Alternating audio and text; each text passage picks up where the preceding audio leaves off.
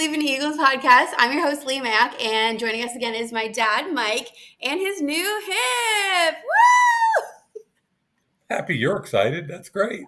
Hi, Dad. How are you? I'm good. How are you, Leigh? Good. So you recovered. You're a week out from hip replacement surgery. How are Yep. you feeling? You seem a little tired. No, I feel great. The only problem I'm having is getting consistent sleep. But um, the physio guy was out here today. I've been walking around the neighborhood, You've been and walking outside? yeah, Are you walking with the old man walker, or have you graduated to a cane? I've got the cane, and I could probably walk without it at this point for a little bit to Okay, don't some push degree. it. Don't push But it. now the guy told me not to push it, Good. so I don't. But no, I mean, compared to the double knee replacement I had, whatever, 10 or 11 years ago, this is a walk in the park. That I was so worried because obviously, I was there for your double knee replacement and you were not okay. And so when I went to the hospital last week to see you after your hip, I was scared. Like I thought you were not going to be. I thought you were going to be not. Well, I was like looking forward to you being a little bit loopy. I thought that would be funny, but then I was scared because I thought you were going to be as bad as last time, and you were like a frail little ghost man, and I just didn't want to see you like that. But I obviously had to support you. But then I was sitting there with you for 5 minutes, and we were already talking about. I was telling you how CeeDee Lamb took the Cowboys out of his bio, and you were telling me how you don't think that skateboarding should be in the Olympics. I was like, oh, he's fine. He's doing great. He's way better than I thought he would be. Well, one of us is a drama queen. Are you talking about yourself? Oh. How is that a drama? Being worried about my dad as a drama queen, and it's not like I went through it with you for your niece, so I Honey, was just worried for you. and I appreciate that, but for the most part, in our lives, you're high and low and chasing everything, and I'm a little bit more in here. You live everywhere. I live kind of in the middle. Okay, I didn't know we were gonna. Well, you brought it up. I just was happy you were doing okay. Now you're telling Thank me you. I'm a psychopath that needs to chill No, I out. don't. I don't think that was the point. Well, you said I'm dramatic. I am, but you're too chill. Like you need to be a little more dramatic. You need to How feel about them you need Eagles? to feel your feelings. How about them Eagles? Wait, also, but Dad, it was your birthday too. Did you have a good birthday? I had a You great don't love birthday. having small talk with me before we get into football and on this podcast, and a that is basically we're showing everyone how our real life is too. you Is don't that what we're doing? you hate small talk with me. You hate hypotheticals and you hate small talk. Facts? Fair. Okay, wait. I have one, and then I promise we're going to take those. I have one hypothetical for you. Because Will Levis, quarterback? Yeah. Yeah. So he has this thing where he's obsessed with mayonnaise, and I forget the origin story of it. It might have been Combine where he was just disgusting with mayonnaise, and so then it got him a sponsorship with Hellman's Mayo, and he just put out a freaking commercial, like the old school commercials of like fragrances, like a J'adore Dior with like the blue hues and like a guy without a shirt on and like the beach is in the background. You know what I'm talking about? No. Oh, well, he put he does the Hellman's Mayo commercial, right? And he's doing all those things, but instead of holding like a nice perfume bottle, he's like eating a piece of bread slabbed with mayo on the top. But the product is actually real, so it's a mayonnaise perfume, which got everyone to talking about what type of condiment would you be? I have no idea what you're talking about. Like, What kind of condiment would you be, or what kind of condiment would you have a perfume made after you? Ketchup? You're ketchupy. honey, in all honesty, I have no idea. I'm happy for Will Levis. I hope he's making some money. Good for his marketing people for putting it all together. But once you left that about the commercial, you lost me. Okay, fair enough. Back to football. Did you watch the Eagles last night? I watched the first half, and then your old father tried to get some sleep. I figured that would be the case for you, and I was glad to. But so I stayed up and watched the whole thing, and I took notes. But it got me thinking, and we had talked about this before because I had some questions for you. I'm probably aging myself a little bit, but I remember when it was like, okay, we had 4 preseason games, and the starters played in the third, pretty much. And it was kind of like across the board, that was like the general consensus, like, um, and that's what I remember. So then I was asking you, with all these joint practices and joint time together with teams popping up, do the teams have some sort of, do they discuss what they're going to do when they play that game after the joint sessions? Or is it like, is there a different vibe now that there's an understanding that people aren't playing their starters, or are, what's going on with the way teams are playing their starters and the impact of all these joint practices with teams before the games? So I'm a huge fan of the joint practices, especially with the league going from 4 preseason games to 3. Right. And what, in an ideal world, what it allows you to do is it puts you into a controlled circumstance, like the Eagles and Patriots went on Tuesday Mm-hmm. in right in a joint Yep. practice. So it gave Nick Sirianni the opportunity to give almost all of the quality first team reps to his first team guys against the New England starters. So on Tuesday, it was Sirianni's offense, first team, against New England's defense, first team. Right. Okay. Yeah. So what Nick can do is, in a controlled environment where your quarterback isn't going to get hit, he can run his entire offense any way he wants. He can take a look at his pass protection because it's full live, except you don't tackle the ball carrier and you don't ever touch the quarterback. Okay, so your quarterback's in a bubble. So you can run your offense against a hostile defense that you haven't seen in training camp that has different looks, and you've got an opportunity to get a real look against a starting defense, but you can also minimize the downside of injury that way. That's point number one. Okay. So your starters get those reps. Mm-hmm. In a Okay? carefully, in a more safe environment for your quarterback. Right. So if a receiver's going over the middle and diving, you can't be taking shots because you're not even supposed to tackle to the ground. Okay. Okay. So You're not supposed to tackle to the ground at all? no, you just thud up. I'm sorry, you what? But what's that? You what? You what? Thud up. Oh. Just you bounce into him kind of with your shoulder pads, and he's down. A little more than flag football, a little less than full contact. Yes. So really, the second point is that if your starters get all those quality reps on Tuesday, you don't have to play them at all on Thursday. Like last night, the starting offense was in sweatpants. Right. Right. Did you see one of my notes is I love Saquon Barkley's diamond necklace. Did you see it? It was beautiful. Yeah, it was in a mayonnaise commercial, I think.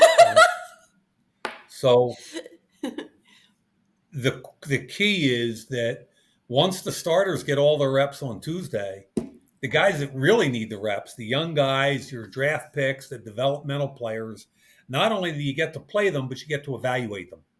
Right. Okay. And I thought it was interesting to watch how the Eagles did it, because on offense, they sat everybody. Yeah. And on defense, Nick Fangio's got some stuff he's trying to figure out with different groupings of guys. Right. And so some of those guys that are going to be on the 48 on game day, some of those guys got some good work, and that was fun to see. So the bottom line, Leigh, is that the ability to have, and this is the last point about the joint practices, if you can have a clean, fair joint practice where you're not getting into fights all over the place and cheap shots, which is big, that's gotten a lot of the news. Right. And I'll go back over 20 years, and one of the first joint practices I ever went to was Bill Belichick and Tom Brady against. They've been doing these that long? What's that? They've been doing joint practices that long? Before you were born, hon. So Bill Belichick, Tom Brady against New Orleans with Sean Payton and Drew Brees. And I remember watching 7-on-7 team. It was so clean, so crisp. The quarterback play was so high. And Sean Payton and Bill Belichick knew their quarterbacks weren't going to get hurt, and they got all that work they needed. And the key to that, and this is what a lot of people don't understand, I don't think, the key to having clean practices without fights and getting chippy and all the rest of that stuff is there's got to be at the head coach of both teams has to have a great respect for the other guy and their players. I remember watching one of the coaches stand in front of his team before the practice, Yeah. and he said, if you embarrass me today, if you fight today, whoever throws the first punch is coming right off the practice field, and we're going to have some real problems. Mm-hmm. And there were no fights. Mm-hmm. It was clean, high level, and that's what it should be. Well, did you see? I want to say that it was the Patriots head coach, Mayo, but I'm not positive. But he said, I think it was him. He said before this week, before the joint practice, he said if any of his players were fighting, and if any of the starters were fighting, they were going to start the whole game. And if any of the guys that don't start were fighting, they weren't going to get to play a second. So that's of the same, yeah. Yeah, and I think he was a little bit tongue in cheek, but Right, the but point, meant the same sentiment. correct. The Yeah. point was there, and like I think Cleveland and Minnesota had some bad stuff happen the other day where a couple guys got hurt. So once you start taking cheap shots, it's over, and it gets personal, then it's a problem. And thinking about it now, not every team gets to have joint practices. How is that established? It's usually a relationship between the head coaches. Okay. And I remember when I went to the Raiders and John Gruden and I talked about, are we going to do that? Because I really wanted to do them and I wanted to see what John was going to do. And he's like, yeah, I already called Sean McVay. Right. And we're going to set it up because the way it works is that you have to have a preseason game with them, basically. Yeah. So then if the game is, wherever the game is, that's where you have the joint practices a couple days before the game. So, we did it with Sean a couple of times, actually. One in Napa my first year, and then a couple years later, we did it in L.A. Remember, I came out to L.A. Well, I remember there was a big fight in practice. Yeah, and you hurt yourself.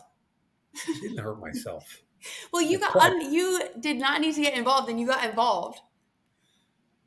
I needed to pull Max out of there. Well, Max has no off swing. Like, he's 0 or 10,000. So I don't know how you asked that man to pull it back. I don't know how. I'm not asking anybody to pull it back. I'm asking people to be clean. Yeah. That's all. I mean, I just don't know why people don't do it more, but I guess that makes sense. There's a lot of logistics and scheduling and the relationships. You're just not guaranteed it. Yeah, I think some coaches feel like there's great value there. Some other coaches think there might be some risk to it. But when it's handled the proper way at the highest levels, I think you get more out of those joint practices than any other days, including preseason games in training camp. You get evaluation, you get your first team work, you get your quarterback invaluable work. Those things, to me, in a preseason where you only get 3 preseason games, the ability to protect your quarterback so he won't get hurt and yet still give him all the live looks, it's invaluable. Well, then speaking of the game last night, as you said, the offense was in their sweats and their diamonds on the side, the offensive starters, but some of the defensive guys got some looks, got some plays. I was most impressed with Avonte Maddox. I think I'm obsessed with him just because he is the way they're trying to use him as like multifaceted and multidimensional. He's like stepped up, it looks like, and he can handle it. And he was just, it looked like he was shot out of a cannon last night, I thought. What did you see with the defense? Because I feel like they're trying to have a lot of guys that do a lot of things. So like him, Quinion Mitchell, and then Cooper DeJean, once he's better, I feel like that's the goal. How do you think that's going to pan out? How do you think it looked so far? Yeah, and I think when C.J. Gardner-Johnson gets back, you can throw him in that group because he can play nickel. He can play safety. To your point about Avonte Maddox, I remember writing a report on him when he was coming out of Pitt, and he played corner. I thought he was going to be a nickel, which is kind of what he's he's been very good at. But Mhm. he's one of those guys where there's an old football saying, the ball finds him, Mhm. because he knows the game so He well. knows He's always exactly around where the to be. ball. Yeah. Yeah, and last night he did it again. Mhm. With the interception in the end zone. So I think a year ago, defensively they struggled at linebacker and safety, and I think Howie Roseman and I think Nick Sirianni have gone out of their way to try to address those two spots. And to your point, they've got a bunch of people that can do dual roles, Right. and it's been a little bit hard to figure. They're giving Bradbury a look at safety. I Right. didn't think he had a very good game last night. He's got a big guaranteed number. They're going to have to do something with him before the season starts, because I think they'll probably look to trade him and um, offload a little bit of the salary. They'll probably have to eat a lot of it, Okay. but they've got all these guys. You said Quinyon Mitchell, Avante Maddox, C.J. Gardner Johnson, Mhm. Cooper DeJean, who they're Right. really can't wait to see. Do we have any Um, idea when he'll be back, or are they just saving him? Do you think? no, he's back. He Oh, was an he is. individual. He was only in individual drills last week, Oh, okay. I didn't catch that. Cool. so Okay, he's that's a he's good sign. cleared. Good. He's cleared, but he doesn't have team. He should be cleared for teamwork, I would imagine, this week. Okay. So what's really cool, I think, about the Vic Fangio's been around forever. Hmm. He doesn't panic. He's one of the best defensive coordinators in the last 25 years in pro football. And the thing about his teams, they'll be so well coached, and the way he's structured is they make the offense work for everything. They won't give up big plays. Hmm. They're going to force the Green Bay Packers to go, 12 plays, 88 yards without making a mistake if they want to score a touchdown. Hmm. So I love Vic. I love his structure. And I loved last night the fact that he had so many guys rotate. Like, just looking at the edge players. What's his name? The pass Smith from rush. Yeah. Georgia. Yeah. He had a sack last night. Yeah. Um, Nolan you know, Smith. Yeah. Nolan Smith. Patrick Johnson Hmm. played well again, who nobody talks about. A kid they drafted in the 7th round a couple years ago. Alex Hunt. So you're getting to see in the game last night some of these guys that Vic wants to check out for his defensive end rotation. Right. And so we saw that with the defensive ends. We didn't see it with the defensive tackles. Right. Like his three main defensive tackles stayed off, Right. and I don't blame them. Do you And think the that will be the linebacker, same thing for the Vikings team too, or I don't know. I don't think the offensive players are going to play. That's the way okay, same Nick's thing? handled. I think Vic will make his own decisions about who he wants to see on defense, and like the linebackers last night, Hmm. he played Zach Baum and he played Devin. I mean, I thought Baum for me flashed. I saw him make a lateral play to the sideline, and I saw him make a downhill play. I really like Zach Baum. What do you think N'Kobe about Dean. and what do you think about Jeremiah Trotter Jr.?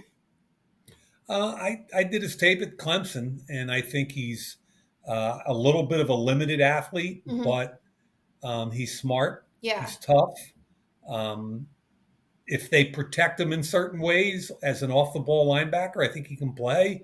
But I think he's got a really good chance of making the team. I don't think he's starting, but he'll play. He can play special teams. And again, you can't get enough of those kind of guys that are smart and tough around the ball, play teams, can back up at both inside, off the ball positions. I mean, I like them. So then what did you take about with the second team offense? Because everyone was up in arms last night about the quarterback QB2 and QB3, which they shot that down real quick after, and they're like, Kenny Pick the teams like Kenny Pickett is QB2, but McKee made. I mean, he looked actually. I mean, granted, he's playing against a second and third team defense as well, but it's nice to know that they have depth there, right? That's a good thing. No, I think it's always a good thing. The first half, I felt badly for Kenny Pickett, Me not too. because he played bad, Yeah. just because I thought there was heavy quarterback pressure. I didn't think, and again, keep in mind the Patriots played several of their starting They defensive did, yes, players, yeah. and At and that point, versus him, yeah. remember, yeah, and the offensive line didn't have any Eagle starters. Right. They sat Becton even, Yep. and Does that which mean he won the right guard? yeah, probably, and Okay. And especially that's when not a surprise to you? especially when Steen went down Yeah. with And an it was, injury. did you see it was Steen's same ankle? Yeah. Yeah, that sucks. So um, anyway, Kenny Pickett? yeah, Kenny Pickett. I mean, the problem is just everything was a quick check down. He had to get the ball out. I don't think it was a fair evaluation given what he had protecting him versus what he had against him. I told you I didn't watch the second half, so I don't know. I read Tanner McKee looked good, and it doesn't surprise me. It looks like he pushed the ball down the field Yeah, a he little looks bit so more. confident. I just don't know what it is. A lot of times when I watch backup quarterbacks, I'm nervous for them as I'm watching, and they look hesitant in things. And he just seemed so confident and knew exactly what he was doing, and just like he like commanded his role in the offense. I thought. Didn't say him, can't say, but he was a sixth round pick a year ago, and I've seen him in training camp last year, and kind of liked. And again, the important thing is a little bit of what you just said Mhm. is when you get them out there, young quarterbacks, less about the really detailed evaluation of can he get through progressions, can he get from strong to weak look. Forget it. Does he pass the eye test? To Mhm. oversimplify it, is he moving around? Can he push the ball down the field? Can he drive it? Where's the ball look? Just simple things. Right. And so far, it looks like he's checking boxes. Yeah, I thought so, which is nice. And then the other thing I saw, and I don't know if you saw this in the first half, but Jalen, Devontae, and AJ Brown were on the sideline, and a bunch of the guys, all of them really, and they were so locked in with the game. Like they were standing up, they were tuned in. AJ Brown was even um, making like his argument to one of the linesmen about a call at one point. So they were just locked in, tuned in, and seemed so like hype there for their team, engaged. And I just think you might not think it's as important as I do. I just think the vibes being that high on a team where people were doubting them so much, and in a city like Philly where like the underdog mentality really gets us going. I think everyone's so much on the same page, and so hype and ready to go and confident in themselves, but happy to be the underdog. That is what I got from that. Just watching them on the sideline. I mean, you Look, talk about the team camaraderie during preseason and stuff that's so important, and I just think that is what that's showing there. am I allowed to talk? Honestly, next time we do this, can it be before your PT instead of after? Because you're a cranky old man today. Remember that thing you talked about week one about interrupting me? Go ahead. Sorry. You know what? Honestly, the last time I asked you a question the time before, and you said, "I don't know, didn't watch." So I'm trying to help you here. Okay, Oh, I'm giving you some context. well, what you're talking about, I think, is culture. Mhm. And culture is critical to every team in every sport. You know it in high school basketball, you know it in every pro sport. And if your culture sucks, your team's going to probably suck. Yeah, for And sure. so those are all good signs. I think the harder and they bring you together. And the cool thing about football is you hear coaches talk about their quarterback room or their offensive line room Yeah. or the D line room. And what happens is that guys tend to draw together in each of those rooms because you spend so much time. You're watching film, you're in individual meetings, you spend so much damn time with these other guys.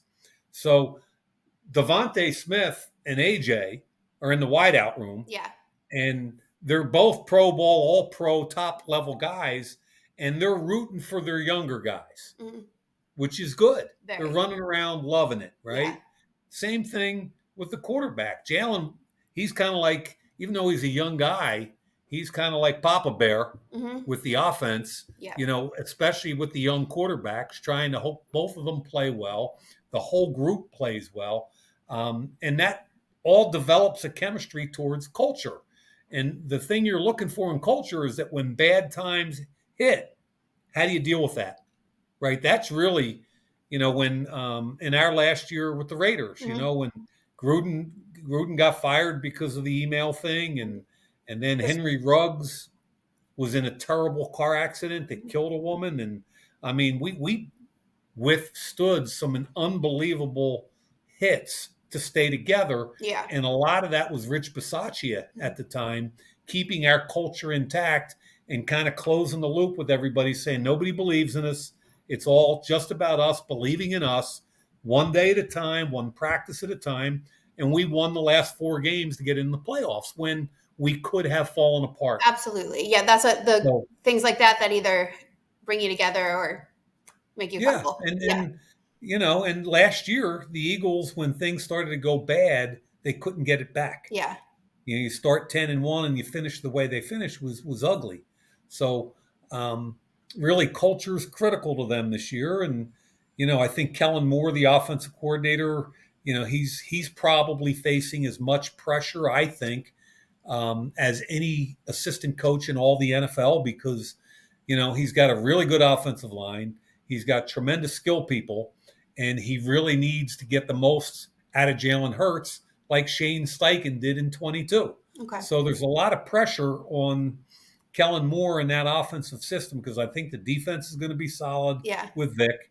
And it's really, can you get this talented young quarterback? Can you get him to play at this level? And Jalen, I love Jalen, and I think he's smart and tough. And I'm excited to see how he plays this year. Yeah. And we probably won't get to see that offense or him play till Brazil and Green Yeah. Bay, but Yeah. that'll be fun to look forward to. Yeah. I'm going to let you nap now. Thank you for your time today. I really appreciate it. I know you only have one working hip, so I really appreciate your time. Do you have any of the cheesesteaks left from your birthday? A little bit. I've been for 2 days since your birthday. I've been regretting the decision to say no to bringing leftovers home. So you might find me knocking up. Got it. Shout out Johnny's cheesesteaks in Bryn Mawr. Yeah, they were pretty good, huh? All right, thanks, They were outstanding. Eddie. They were outstanding. See you on Thank you. Love you. Bye. you too. Bye bye.